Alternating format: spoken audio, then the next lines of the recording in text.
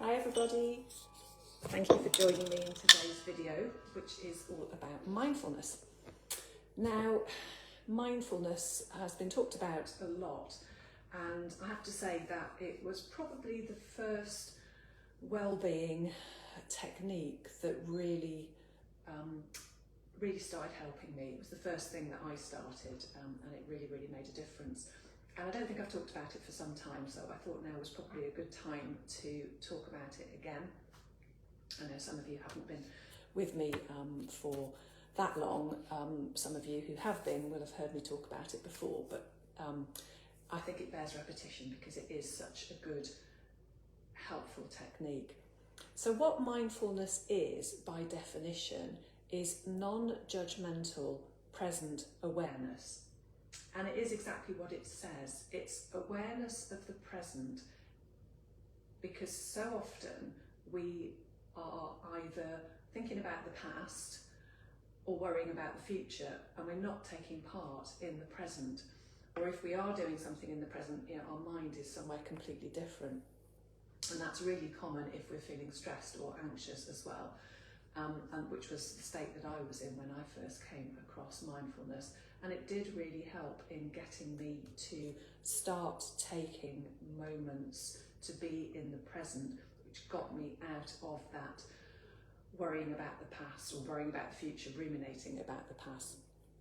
So present awareness is what it's all about. But the other part of the definition, non-judgmental present awareness, is really important, because often we can be in the present moment with something that we actually don't like. We might be feeling really rubbish, we might be having a bad day, we might be feeling anxious. But the trick with mindfulness is to not judge ourselves for that, just accept what is. It's always the best way to make a change, is to accept what is actually. But it is a crucial part of mindfulness, which is to not judge ourselves and allow ourselves to be exactly as we are. Because often, if we don't like the way we are, say we're feeling sad, and nobody wants to feel sad, but we can't feel happy all of the time. Often when we're feeling sad, we want to be rushing through it, getting rid of it and doing something to make us feel happy. And we can judge ourselves for the fact that we aren't feeling happy, but that doesn't help. It's better to, as I've talked about before, to process our emotions, to allow them to be.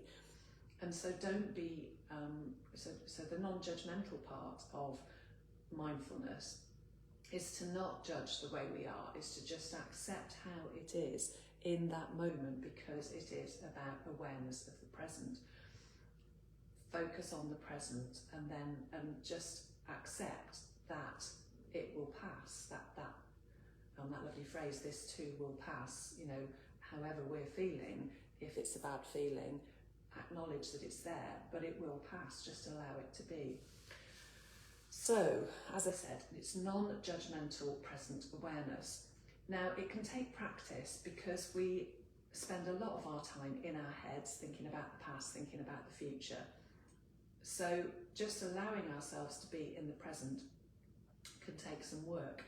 And one of the first exercises that I was taught when I started learning mindfulness was to pick something mundane, like brushing your teeth, and just try to be mindful about that, because it's something that you do twice a day. It's a good time to practice your mindfulness. And by being mindful about brushing your teeth, what it means is really focusing on it, because mostly we just rush through it thinking about the day that's gone by or the day that's to come. But if we're mindful about it, we can really focus on putting the toothpaste on the brush, feeling noticing the sound and the look of the water trickling over the brush. And then when we're actually doing the brushing of our teeth, notice how it feels in our mouth. Notice the taste of the toothpaste, maybe the coolness of the water, the sensation of the brush on our teeth. There's actually a lot going on for those couple of minutes. So it is a really good time to practice being mindful. But there are other things that you could do as part of your routine that you could try being mindful about, like maybe making a cup of tea, which is something we again tend to do on automatic pilot, but really focus on all the sensations that are going on, the sounds, the sights, and ultimately the taste, maybe the touch of flicking the kettle on, all of those things. It can be, it's actually quite a, I was going to say quite complicated process. I don't mean complicated in the sense that it's difficult, but I mean there is a lot going on if we actually focus mindfully on what it is. So those are just a couple of things that we can practice. One other thing, one other technique which is really useful if you find that you are feeling anxious and you're getting into those spiralling negative thoughts, is to use what's called the 3-3-3 method. So first of all, notice that you've got into that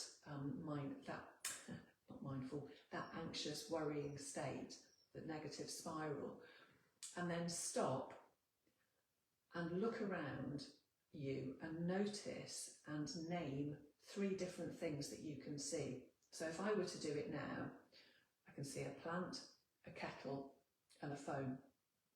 And then you name them out loud as you see them. And then you do the same thing with 3 things that you can hear. Now, it's actually very quiet at the moment where I am, but a moment ago I could hear, I can hear a pigeon cooing outside. I can hear the sound of my own voice, and can I hear anything else? I can hear the sound of silence actually. So that's your 3. So you notice and name 3 things you can see. Notice and name 3 things that you can hear, and then move 3 different parts of your body. So you might wriggle your fingers, you might shrug your shoulders, you might want to twitch your nose. I was just doing 3 things that you can actually see on screen. But the point of that is that while you are doing the seeing, hearing and moving, you are in the present. It breaks you out of that negative thought spiral. So that's a really useful technique to use if you have gone into that anxiety, worry spiral. And then another useful mindfulness technique, which I just wanted to mention, is going for a mindful walk. I used to find this really useful when I walked to a railway station to commute into my office job. It used to be very easy for me to be on that walk thinking about what I've got to deal with when I got into that office. But I started to train myself to walk mindfully instead.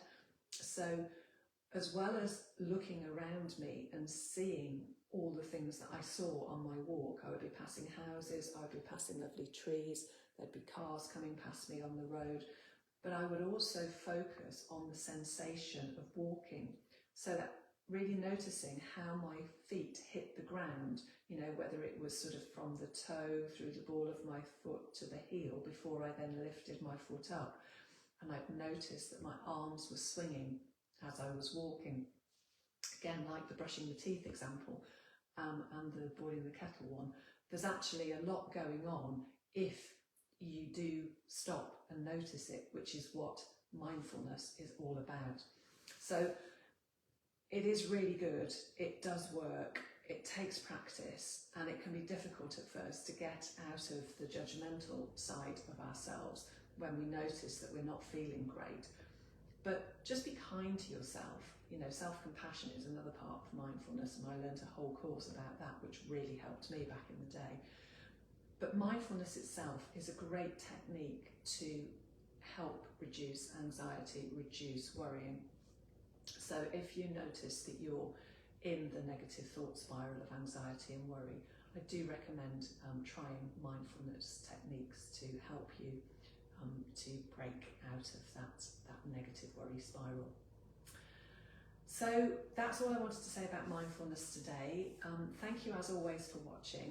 Just a reminder to those of you who are local that the Braunton Chakra Dancing class is back on again tonight, so hope to see some of you there. And for everybody else, I will see you back here again next Tuesday. Bye for now.